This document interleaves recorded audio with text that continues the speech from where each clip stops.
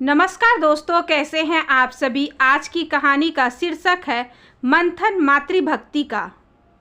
पति उमेश द्वारा गाल पर मारे गए तमाचे की आवाज़ सुमन को किसी दूर स्कूल की तालियों की गड़गड़ाहट की तरह लगती थी। सुमन जब तीसरे दर्जे में पढ़ती थी तब स्कूल में सुबह होने वाली प्रार्थना में दादा द्वारा सिखाए गए संस्कृत के श्लोक यत्र नार्यस्तु पूज्यन्ते गाती, तब उस तमाचे जैसी ही आवाज़ करती तालियां बजती थी। वह आवाज़ उसे उत्साहित करती थी। 7 साल की गुड़िया जैसी सुमन बहुत खुश होती थी और आज एक नारी के रूप में मान सम्मान की कौन कहे, पति उमेश की ओर से उसे आदर भी नहीं मिलता था। दादाजी ने बचपन से उसे जो मूल्य सिखाए थे कि स्त्री तो लक्ष्मी है, स्त्री तो देवी होती है, स्त्री के समान कोई रत्न नहीं है, वह सब सुमन की ससुराल में बेकार थे।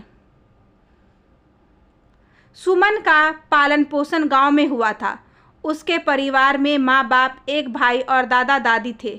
सुमन और उसके भाई को पूजा पाठ करना, मंत्र कंठस्थ करके गाना गाना, धार्मिक पुस्तकें पढ़ना, यह सब दादाजी ने बचपन से ही सिखाया था। इसलिए भाई बहन को भक्ति में गहरी रुचि थी,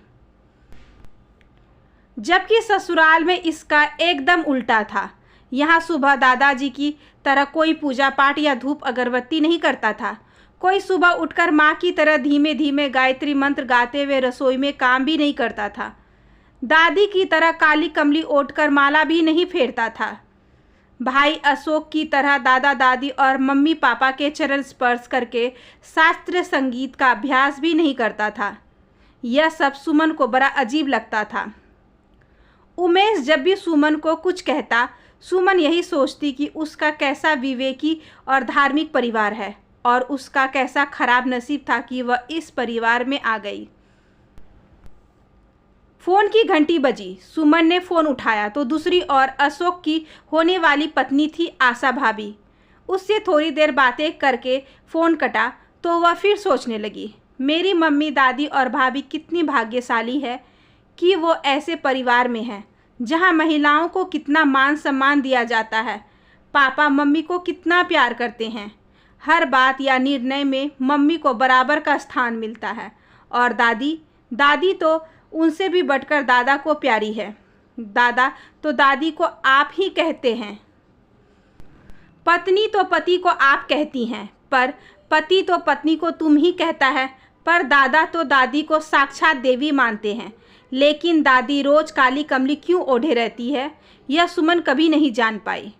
तभी सुमन की सास ने उसे बुलाया। जिस तरह मायके को छोड़कर वह ससुराल आ गई थी, उसी तरह विचारों को छोड़कर वह कमरे से बाहर आ गई। वह सास के पास पहुंची तो सास ने कहा, सुमन, रविवार को घर में भगवान सत्यनारायण की पूजा रखी गई है, इसलिए आज से ही घर की साफ सफाई शुरू कर दो। और हाँ, अपने मायके वालों साथ साथ सभी सगे संबंधियों को फ़ोन करके बुलाने की भी जिम्मेदारी तुम्हारी ही है। सुमन ने वैसा ही किया जैसा माँ ने कहा था। रविवार का दिन आ गया। सभी रिश्तेदार पूजा में शामिल होने के लिए आ गए थे। पूजा शुरू होने वाली थी। सुमन अपने कमरे में साड़ी और गहने पहनकर तैयार हो रही थी। तभी गुस्से में लाल पीला होता हुआ उमेश कमरे में आया। यह मेरे शर्ट की बटन टूटी हुई है, तुम्हें पहले ही देख लेना चाहिए था। अब मैं क्या पहनूं? मुझे पता नहीं था कि आप यही शर्ट पहनेंगे।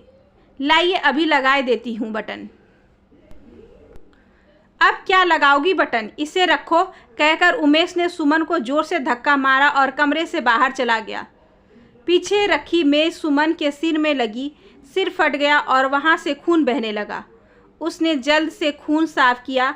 दवा और पट्टी बांधकर वह सिर को साड़ी से ढककर जैसे कुछ हुआ ही ना हो, इस तरह पूजा में आ गई। पूजा शुरू हुई, पर सुमन का मन पूजा में कहाँ लग रहा था। वह तो मन ही मन रो रही थी। दादा की सिखाई स्त्री सम्मान की बातें, स्कूल में पढ़ाए गए श्लोक स्त्री रतन है, स्त्री देवी है, यह सब उसे भ्रम लग रहा था।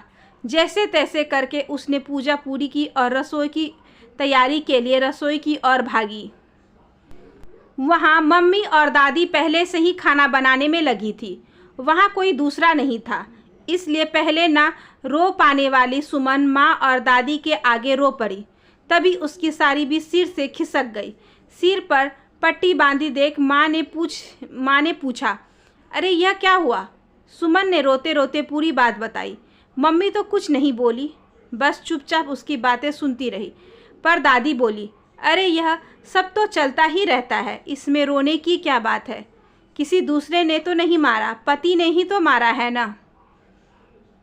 इतना कहकर दादी ने हमेशा ओढ़े रखने वाली काली कमरी हटाई और सालों पुराने हाथ पर दागे और चोट लगे निशान दिखाए। उसी समय हॉल में बैठे दादाजी की आवाज़ सुनाई दी, भाई घर की लक्ष्मी तो स्त्री ही है, किसी दूसरे को पूजने की क्या जरूरत है? शास्त्रों में भी कहा गया है कि यत्र नार्यस्तु पूज्यन्ते रमन्ते तत्र देवता। आशा करती हूँ कि आज की ये छोटी सी कहानी आपको अच्छी लगी होगी। अगर अच्छी लगी हो तो please like share and subscribe करें हमारे चैनल को, ज़्यादा से ज़्यादा शेयर करें और बेल आइकन को ज़रूर प्रेस कर लें ताकि अगली वीडियोस की नोटिफिकेशन आपके पास सबसे पहले पहुँचे। धन्यवाद।